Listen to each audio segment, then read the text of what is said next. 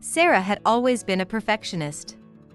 Ever since she could remember, her parents had high expectations for her, expectations they never voiced directly but that Sarah could feel in every glance and every unspoken moment. She was expected to excel at everything: school, sports, music, and even her social life. And to Sarah, it felt like the weight of these silent expectations rested heavily on her shoulders. Now, as an adult in her late 20s, Sarah had a well-paying job at a marketing firm, an apartment in the city, and a circle of friends she rarely saw. On the outside, she looked like she had it all together. But inside, she felt like she was always running on empty, exhausted from meeting expectations that no one had ever clearly set but which seemed ever present in her mind. It was during a quiet evening in her apartment that Sarah began to feel the full force of the weight she had been carrying.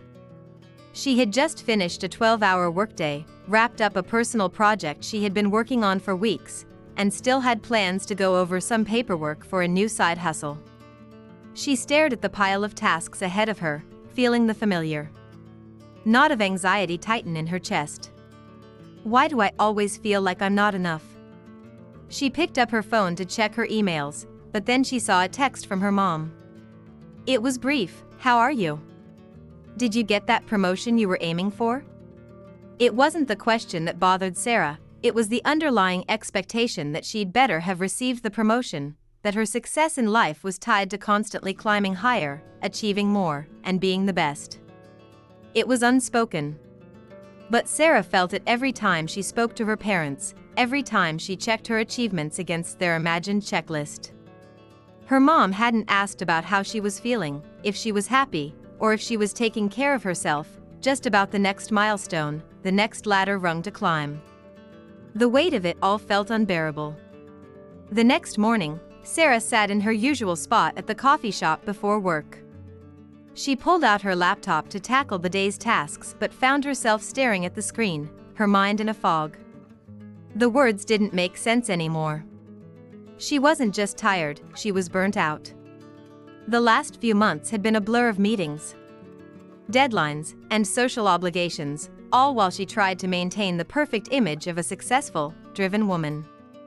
But in reality, she hadn't taken a break in over a year. She hadn't even celebrated the small victories, like the successful marketing campaign she had worked on or the promotion she'd recently received. She hadn't paused long enough to appreciate her own journey, only to measure herself against some invisible standard. It was during a rare weekend visit to her parents' house that the tension finally reached a breaking point. The conversation started innocently enough. Her mom was talking about the neighbor's son, who had just bought a house, and how he was doing so well in his career. "Sarah, when are you going to buy a house? I thought by now you'd have it all figured out. It's time for you to settle down." The words stung, though her mom had no intention of hurting her. It was just another one of those silent expectations, the ones Sarah had internalized for so long. She felt a lump form in her throat as she realized how much she'd been suppressing her feelings, how much pressure she had been putting on herself without even knowing it. She had spent so much time trying to meet these expectations that she had lost sight of what she truly wanted. Sarah didn't need to buy a house. She didn't need to achieve some arbitrary goal. What she needed was to stop trying to be everything to everyone. That night, as Sarah lay in bed, she had an epiphany. She realized that she had been living for the approval of others, believing that her worth came from meeting invisible standards. She thought about the years she had spent comparing herself to others, at work, with her friends, even with strangers on social media. She thought about how often she said yes to things she didn't want to do and how little she had asked herself what she truly wanted. "No one ever told me to do all this," she thought. "I've been setting these expectations for myself." The next day, Sarah made a decision. She was going to start setting her own path. It wasn't about ignoring her parents' love and support. She knew they wanted the best for her, but she needed to stop living under their unspoken expectations. She needed to speak up for herself and express her needs, not just continue to assume what others thought was best.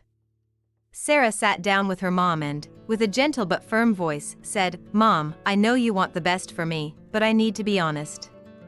I've been trying so hard to meet these expectations that I've been losing sight of what I really want.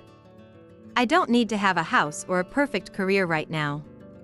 I just want to focus on being happy and doing things that make me feel fulfilled." Her mom looked at her, surprised but understanding. "I had no idea you felt that way. I just want you to be happy, Sarah." It was a turning point. Sarah realized that the most important person she needed to live for was herself. It was okay to set boundaries, to stop striving for goals that weren't hers, and to embrace her own pace of life.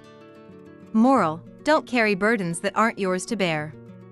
Sometimes, the hardest expectations to meet are the ones we place on ourselves.